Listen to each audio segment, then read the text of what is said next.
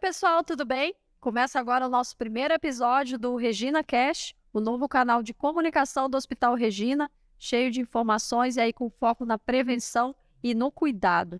E nesse primeiro programa nós vamos falar um pouco das doenças autoimunes, alguns cuidados, a evolução do tratamento, enfim, esse é um espaço para conversar com os especialistas aqui do Hospital Regina. E nós estamos aqui num espaço administrativo dentro do Hospital Regina, por isso que quem está nos acompanhando em vídeo está nos vendo sem máscara, né? Com todos os cuidados sendo tomados. E comigo aqui no estúdio está o doutor Adriano Barbiero, que é nosso médico reumatologista. Oi, doutor, tudo bem? Tudo bem. E também a enfermeira do Centro de Infusão Regina, Brenda Azevedo. Oi, Brenda, Oi, tudo bem? Tudo? Doutor, entrando então nesse tema, fala um pouquinho para a gente sobre as doenças reumáticas e reumatológicas, como a artrite reumatoide. O que acontece com o organismo do paciente diagnosticado com uma patologia autoimune? O que a doença autoimune faz com o nosso organismo? Então, a doença autoimune ocorre por uma falta de regulação do nosso sistema imunológico, em que a gente começa a formar anticorpos contra células e tecidos, né, e órgãos, no caso, e acaba, né, gerando uma série de sinais e sintomas clínicos de acordo com com o órgão afetado. No caso da artrite reumatoide, né, uma doença sistêmica, né, ela compromete principalmente a membrana sinovial, que é a membrana que envolve as articulações, né? Então, quase todas as articulações podem ser afetadas, né? No caso, poupa-se a coluna vertebral, pode comprometer a primeira articulação da coluna, né, a cervical, mas todas as articulações que têm movimento de flexão, extensão, principalmente, né, podem ser afetadas. Então, ocorre um processo inflamatório crônico nas articulações, né, e os sinais inflamatórios são dor, inchaço, vermelhidão e limitação de movimento. Então, o paciente começa com sintomas, muitas vezes, né, de inchaço, de dor, principalmente ao acordar, né? Então, a gente caracteriza como uma rigidez articular matinal, que é prolongada, que dura mais de uma hora, né? É bom dizer que esses sintomas são persistentes, né, são duradouros. Então, o paciente, muitas vezes, vai deixando, acha que é uma dorzinha de ter feito algum esforço, ter feito alguma coisa, né, que não devia ter feito, mas com o tempo vai vendo que isso é uma coisa, né, Repetitiva. crônica, exato. Né? Então, a gente diz que para a gente, como critério de diagnóstico, tem que ter mais ou menos uma evolução de 6 semanas, né? Para a gente dizer, porque existem outras situações clínicas que podem causar dores articulares, né? Por exemplo, um quadro gripal, né? Dores musculoesqueléticas, um quadro viral também, né? Tem algumas viroses que podem durar umas 4 semanas com dor articular. Então, a gente tem que sempre fazer o diagnóstico diferencial de quadros que são transitórios de quadros inflamatórios crônicos, né? E é bom dizer que é importante que o paciente procure um atendimento logo que os sintomas comecem, independente de qual for o quadro, para a gente ver qual vai ser a evolução. Até porque a gente percebe que há pacientes que quando chegam para esse diagnóstico, né, doutor, estão arrastando alguma dor aí por 10 anos ou até por mais anos, tomando medidas paliativas em casa, apostando em automedicação, né, doutor? Exato. O que acontece? Muitas vezes ocorre uma falta de diagnóstico mesmo, né? A gente diz na medicina que se a gente não pensa no diagnóstico, a gente não faz o diagnóstico, né? Então, o paciente que vai no clínico, vai no ortopedista, e o ortopedista não faz uma boa anamnese, não faz um bom exame físico, né? Muitas vezes deixa passar, né? Então, a gente tem visto, realmente, hoje em dia se vê menos quadros com deformidades articulares, né? Então, a gente vê pacientes com evolução de mais de 20 anos, esse sim, muitas vezes, até porque há mais de 20 anos atrás a gente não tinha muitas medicações que evitavam a progressão da doença, né? Conforme a gente tem atualmente. Então, é importante a gente dizer, como eu falei anteriormente, que o diagnóstico precoce é importante, né? Assim como a instituição do tratamento específico para cada paciente. E a doença autoimune também entra nesse rol de doenças crônicas, né, Brenda? Tu que convive aí, além de atender, tu também convive com a doença de Crohn, que é uma doença autoimune, ou seja, entra no rol das doenças crônicas, que são aquelas que não têm cura, mas tem um tratamento, tem um controle e também tem qualidade de vida, né? Conta pra gente a tua experiência como paciente, Brenda. Isso aí. Eu tenho doença de Crohn fazem 8 anos. E fazem 7 anos que eu uso terapia imunobiológica. E foi a terapia imunobiológica que me deu a qualidade de vida. Hoje eu trabalho, faço as minhas atividades. Normalmente, acontece de a gente lembrar que a gente tem uma doença, até porque o tratamento não é cura, é realmente tratamento, né? Então, o objetivo da terapia imunobiológica, o objetivo do paciente fazer o seu tratamento é voltar a ter a vida dele normal, executar suas atividades do dia a dia. Vai ter algumas limitações? Pode ser que sim. Mas a gente quer que esse paciente vá trabalhar, a gente quer que esse paciente, nós, né, me incluindo, fique com a sua família, vá passear, vá num parque, fique com os filhos, fique com os netos. É o objetivo que a gente procura. Não é desde o início do tratamento, não é sempre que a gente consegue acertar de primeiro tratamento. Quem vai orientar o que é o melhor tratamento é o médico. Então, o paciente sempre vai ter que ficar procurando o atendimento médico, fazendo um acompanhamento. Mas é muito importante, sim, a gente ter um segmento, porque a qualidade de vida, ela vem. A qualidade de vida, ela vai chegar. Doutor, e aí como é que é o início do tratamento desse paciente depois do diagnóstico? Por exemplo, no caso das artrites. A gente, na realidade, a gente segue um protocolo de manejo, né? A gente faz um planejamento terapêutico individualizado para cada paciente de acordo com a gravidade, digamos, e a extensão de cada caso, tá? Mas, claro, a gente tem que seguir, né, certos cuidados por causa dos tratamentos. Então, a gente usa basicamente o tratamento sintomático, né, com o uso de anti-inflamatórios, corticoide, no caso da artrite reumatoide. Na psoríase não se usa muito corticoide, só quando a pele está muito inflamada. Né, a gente caracteriza como tratamento sintomático, anti-inflamatório, analgésico, muitas vezes analgésico opiáceo também, quando a dor é muito intensa. Aqui é um tratamento que é só, digamos, paliativo, inicial, né, que é para dar uma melhorada nos sintomas de rigidez, né, da mobilidade, melhora da mobilidade e da dor. Isso não evita a progressão da doença, é importante que se fale isso. Junto com esse tratamento sintomático inicial, a gente solicita uma série de exames, né, de imagem para ver a extensão, comprometimento, porque muitas vezes a gente já recebe o paciente com, digamos, com alterações clínicas, né, e radiológicas de mais longa data.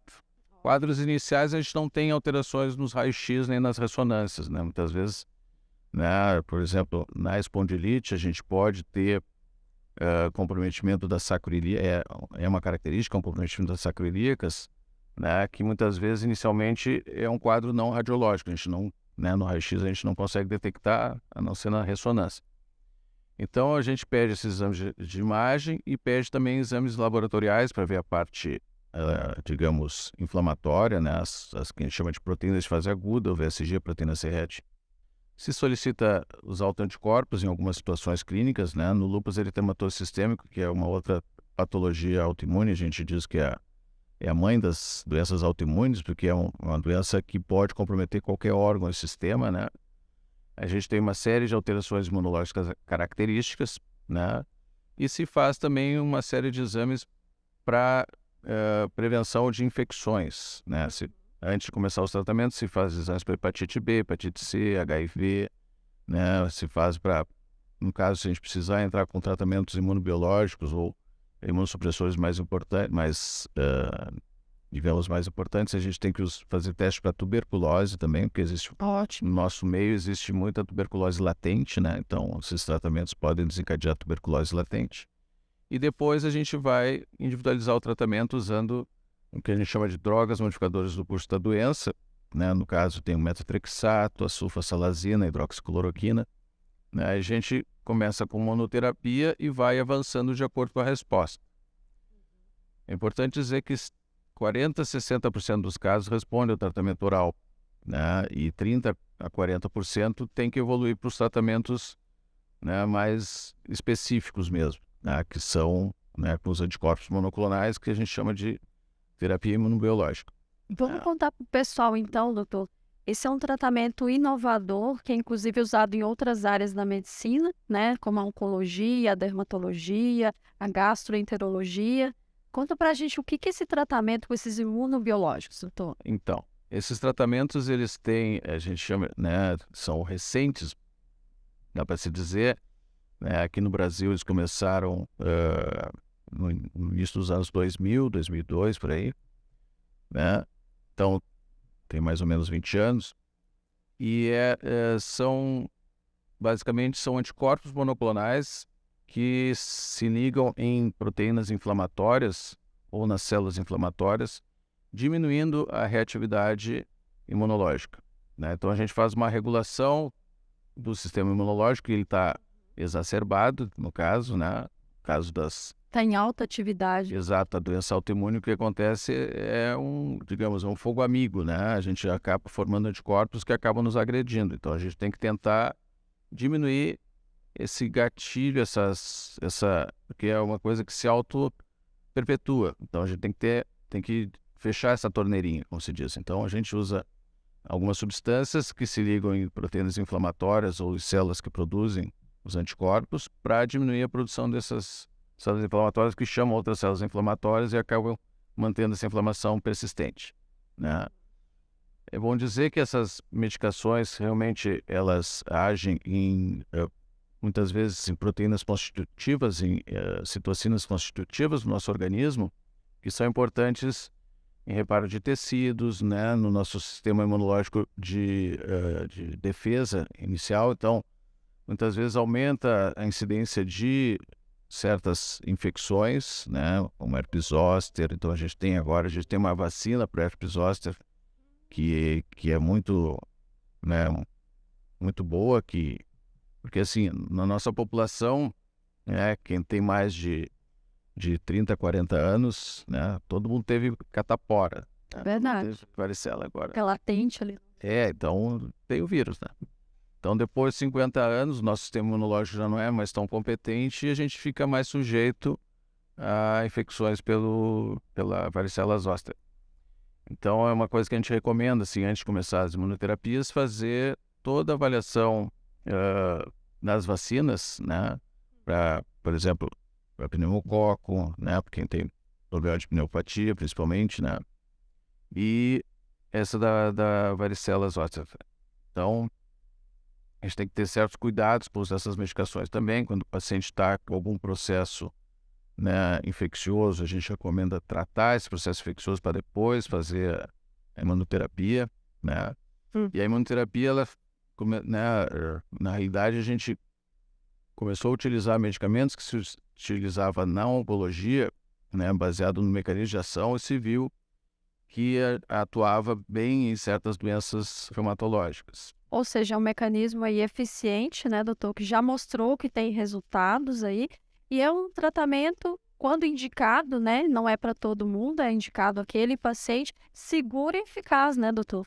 É um tratamento, a gente chama de tratamento específico, é um tratamento que realmente controla a doença, né? Melhora bastante a qualidade de vida do paciente, né? O paciente tem relatos, eu até hoje me lembro, logo que começamos a usar, relatos de pacientes com espondilite anquilosante, que é uma doença inflamatória que compromete a coluna, que a pessoa tem uma dor que piora quando está em repouso. Fica todo curvado da coluna, né, doutor? Todo curvado a coluna, se não tratado, né? Tem alguns casos que realmente são mais refratários, mas os pacientes referem que não tem uma noite inteira de sono, eles acordam pela dor.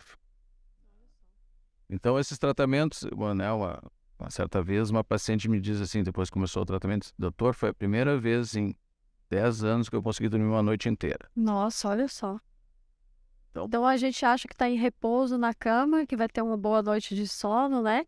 E aí acorda com essa dor na coluna. Realmente. Essa é a característica da dor inflamatória, tá? Diferente da dor mecânica na coluna, a dor mecânica é quando tu se abaixa, faz um movimento, tu sente uma dor. A dor inflamatória piora quando tu fica muito tempo sentado, né? Ou de noite deitado, O famoso trava o joelho, trava as costas, né? mais na coluna, mais nas costas mesmo. Né? Então, a pessoa tem que é ao contrário, a pessoa tem que se movimentar para melhorar nas dores. Muito Caso bom. da espondilite anquilosante. Doutor, e aí todo esse tratamento é feito aqui no nosso centro de infusão, né? É um tratamento, como o senhor colocou, seguro e eficiente. E aí eu queria que a Brenda contasse pra gente como é que funciona um centro de infusão, Brenda. O que o paciente vai encontrar aqui no centro de infusão do Regina? A partir do momento que o médico faz a indicação da terapia imunobiológica, né? Porque é importante lembrar, o centro de infusão, ele faz medicações apenas endovenosas, subcutâneas. O tratamento via oral o paciente faz em casa. Então, a partir do momento... Aquele comprimido tomado faz Faz em casa. A partir do momento que o médico evolui para a terapia imunobiológica, o paciente vai ser encaminhado para nós. A gente vai realizar toda a parte burocrática para o paciente.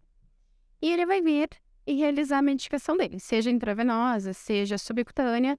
O paciente não precisa se preocupar em, eu vou na farmácia comprar essa medicação. Não, essa medicação já fica com nós. Ela tem um cuidado de ser armazenada em geladeira. E não é em qualquer geladeira que ela pode ser armazenada. Tem uma temperatura específica para essa medicação. Se a gente deixar ela fora, ela pode perder a eficiência dela. Então, por isso que a gente tem que fazer essa medicação aqui. O tempo que o paciente vai ficar com nós varia muito de cada medicação. Tem pacientes que ficam 15 minutos com a gente e tem pacientes que ficam 6 horas. Isso vai depender do tratamento que o médico escolheu para aquela patologia daquele paciente. Isso é bem importante, porque às vezes as pessoas perguntam, mas qual medicação tu faz? Eu quero fazer a que tu faz. E não é bem assim que funciona, né? Tem as particularidades de cada pessoa, de cada doença e como ela vai reagir a isso. Então, o paciente vai vir, vai aplicar a medicação, seja ela qual for, e depois ele vai estar liberado para casa. Seja ela na veia ou a subcutânea, que é aquela, né, mais externa, né? Isso. A subcutânea a gente pode aplicar no abdômen ou na perna, é uma injeçãozinha rápida de fazer, bem tranquilo, o paciente sente mínima dor, porque é no tecido subcutâneo, então a agulha ela é bem pequenininha. E a intravenosa, ela tem que ser aplicada na veia, né? Mas o paciente vai aplicar e vai para casa, ele não precisa ficar internado. Ele vai ficar em observação enquanto está fazendo a aplicação. Mas depois ele está liberado para as atividades diárias do paciente. Pode dirigir, se for o caso, vai para casa, vai no supermercado, pode fazer o que... Vai seguir uma rotina normal, né, Brenda? E aí a gente acaba vendo aqui hoje no centro de infusão Regina o laço que a gente cria com esses pacientes, né, Brenda? Bem bacana. Conversei com a dona Marley de Sapiranga, que tem 15 anos aqui já de tratamento. Ou seja, como o doutor nos colocou, é uma doença crônica, precisa de acompanhamento, mas ela é vendedora, ela continua com a sua rotina normal, visita a família, vai para a praia, passeia. Se seguir todo o tratamento, né, Brenda, pode ter uma qualidade de vida e a gente acaba criando um laço com esses pacientes aqui na nossa região, né? E como os pacientes ficam muito tempo conosco, tem pacientes que ficam 4 horas, uma vez no mês com a gente, não tem como não criar o vínculo. Eles criam confiança no nosso trabalho, no trabalho do doutor. O paciente crônico, ele precisa confiar na equipe que ele está sendo atendido. Ele precisa ter certeza que aquela equipe está fazendo o melhor para ele. E com os resultados a gente vê isso, né? Com o paciente melhor, com o paciente... É o objetivo, o paciente voltar à sua rotina. É claro que em algumas doenças vai ter algumas limitações, não vai ser como era antes de ter a doença, isso é bem importante. Em quase todas elas tu vai ter um lembretezinho de que tu tem uma doença, mas isso não pode ser... Tem como não ser incapacitante com o tratamento. Excelente.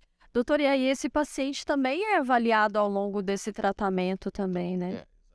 Conforme eu estava falando anteriormente, a gente segue um protocolo de avaliação e acompanhamento dos pacientes. Então, a gente tem a cada 3, 4 meses uma consulta clínica, exames de laboratório de rotina para ver, porque o que acontece muitas vezes, o paciente se sente tão bem com o tratamento que ele esquece que tem médico.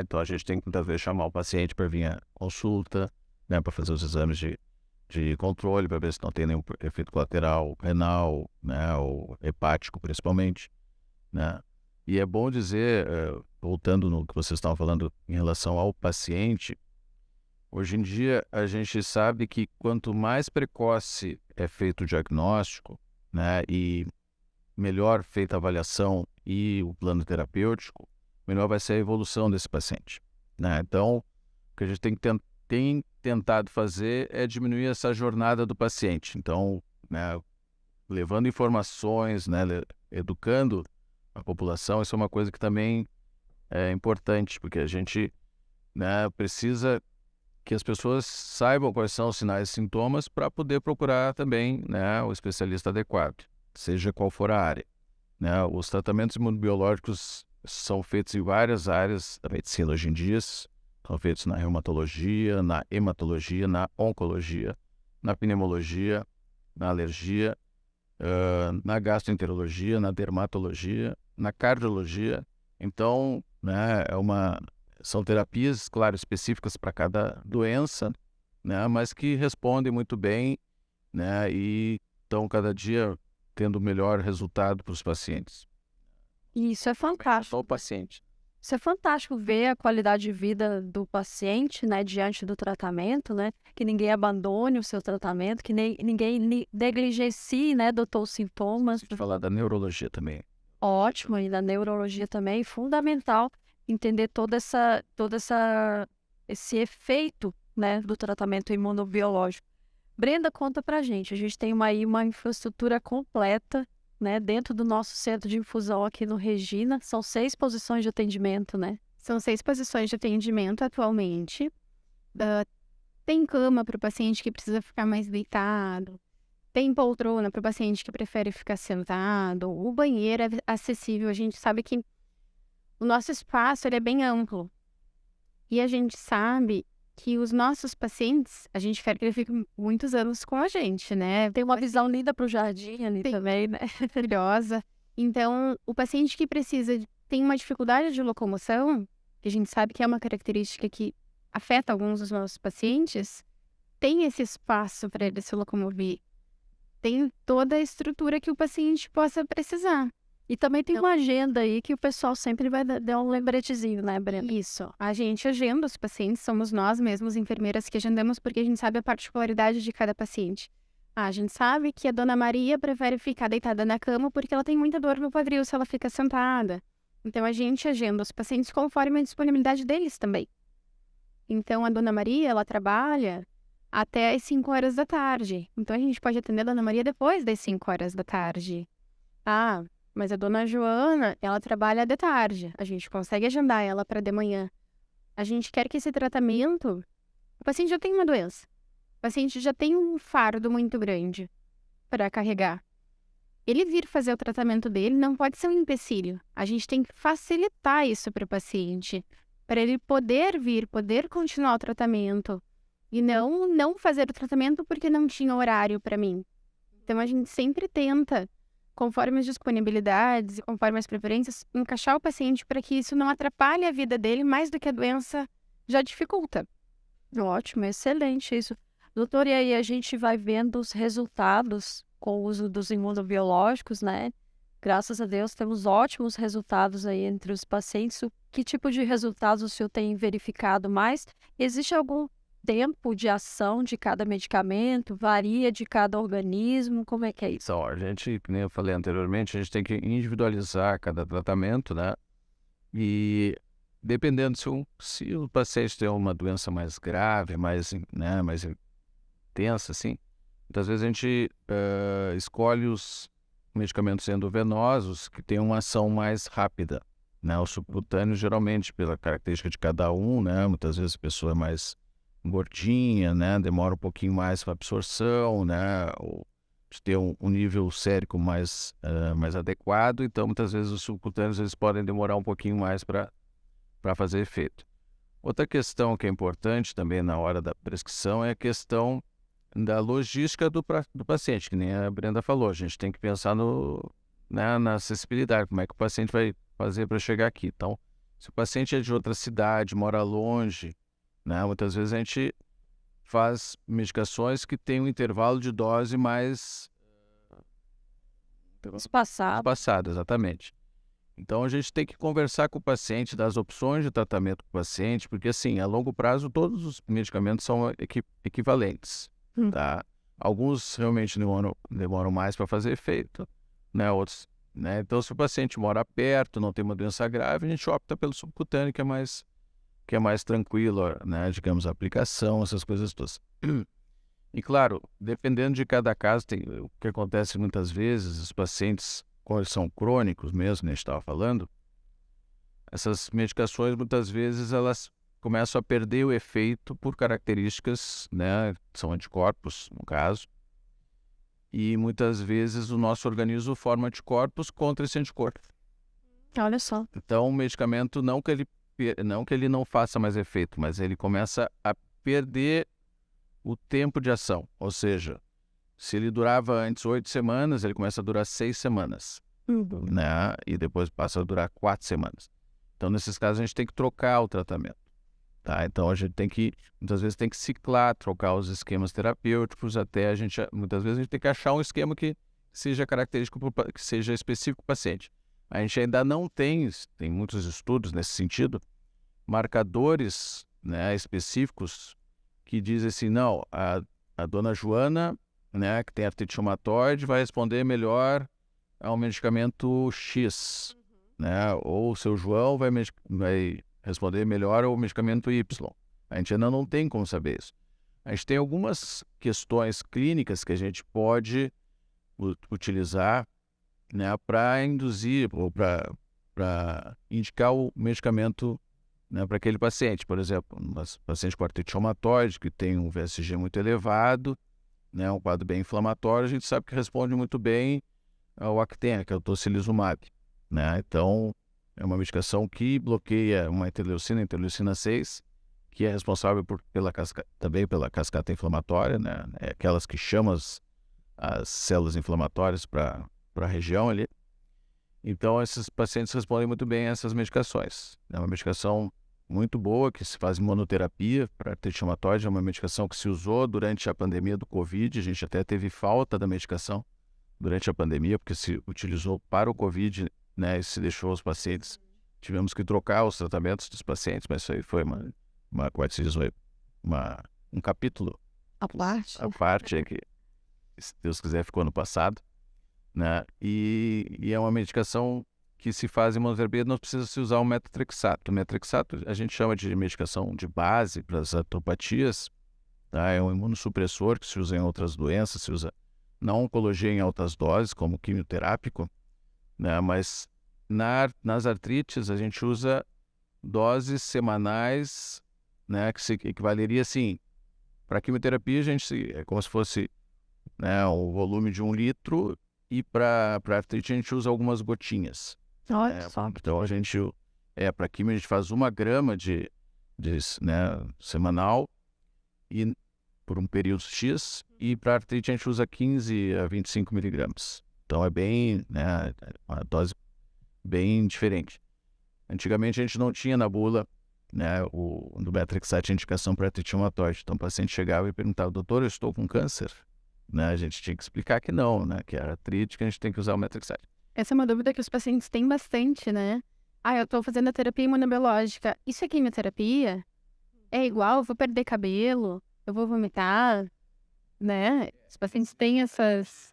Vocês vê só, vamos esclarecer para o pessoal. Tem medicações que são utilizadas, né? Por exemplo, tem o rituximab, que é uma medicação que se usa para linfoma, que também se usa para as doenças autoimunes, se usa para vasculite, se usa para artrite reumatoide, se usa para síndrome de Sjögren, para lúpus refratário, né? Só que daí o que muda é o intervalo de dose, tá? E a dose em si, como se diz, né? Então, digamos, os ciclos são diferentes, tá? Mas é que nem eu tinha falado anteriormente. É uma medicação oncológica que se viu que nas doenças autoimunes responde. Então, o paciente que tinha uma doença oncológica e uma doença reumatológica concomitante, a gente viu que melhorava da doença reumatológica. Então, se começou a estudar o mecanismo de ação e se viu que a medicação também age, né, nessas doenças, na artrite reumatoide também. Em casos refratários, a gente usa É uma medicação que tem digamos, uma comodidade posológica, porque elas são feitas 2 doses no intervalo de 15 dias, de 6 em 6 meses. Então, e é uma medicação que se faz, que demora 6 horas para ser feita. Então, medicação de ação, beleza. E, claro, a gente deixa essas medicações para casos que não responderam aos outros tratamentos, né? Porque pode causar efeitos colaterais, realmente, né? Mas todas as medicações que têm potenciais efeitos colaterais, as medicações endovenosas que têm potenciais efeitos colaterais, a gente faz o que a gente chama de pré-medicação, né? Então a gente utiliza um antialérgico, um remédio para evitar os vômitos, né? E uma dose baixa de corticoide para evitar reações mais importantes alérgicas, né? Se ocorre alguma reação alérgica ou alguma reação infusional, né, a gente sempre tem, né, médico e aí as enfermeiras ali para dar o primeiro atendimento, né? E a gente está aqui já há 12 anos, né? 11, 12 anos. Quase 13 já. Tivemos muito poucos casos de reação infusional. É bem incomum. Olha só que interessante. Lembrando que o centro de infusão funciona aqui dentro do Hospital Regina. Então, a gente tem toda a estrutura médica hospitalar do Hospital Regina, né? Sem contar a expertise da equipe direcionada do centro de infusão, que eu acho que é maravilhosa, modéstia à parte, são profissionais altamente capacitados aí nesse sentido. Doutor, e quando a gente fala também da busca por um especialista, a gente sempre aparecem dúvidas sobre o cruzamento de medicamentos, e uma dúvida comum que agora nos tem chegado é em relação à vacina da Covid, né? Ao paciente que tem artrite reumatoide ou que tem alguma outra doença autoimune, ele pode tomar a vacina da Covid-19, né? Como é que é nesse sentido aí, principalmente agora diante da vacina bivalente? Não, pode, deve, né? Porque são pacientes imunocomprometidos, né, primariamente, independente do tratamento, né? Se o paciente está com o calendário vacinal em dia, fez as 4 doses, pode fazer essa bivalente. É importante dizer que no começo da pandemia a gente não sabia, né, não tinha uma orientação adequada quanto ao espaço entre a imunoterapia, né, a infusão e a vacinação. Então a gente, né, geralmente por cuidados, a gente sempre recomendava fazer, né, com o espaço entre a aplicação e a vacina.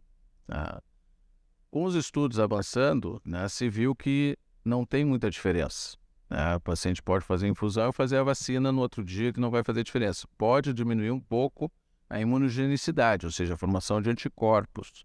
Tá, mas isso por uma característica do paciente, não da vacina, né? Não de reação à vacina, né? E não de reação aos medicamentos. Tá? Então, se viu que realmente, né, por o paciente ser imunocomprometido, né, não se viu assim um aumento tão grande, né? Até porque alguns pacientes já utilizavam, por exemplo, tocilizumab, né, e não desenvolviam casos graves da Covid.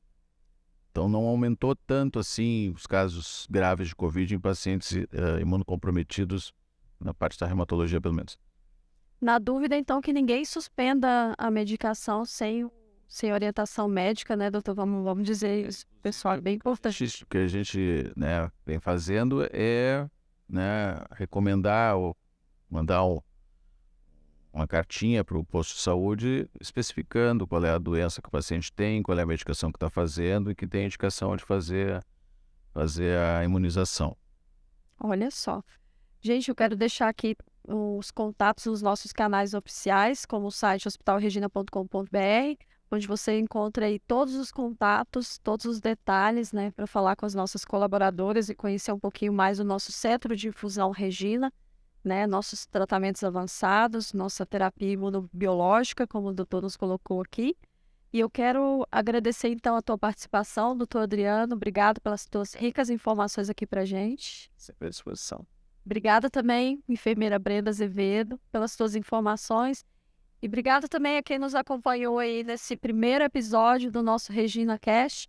Logo, logo a gente volta com mais informações sobre cuidado, saúde e prevenção. Tchau, tchau, gente.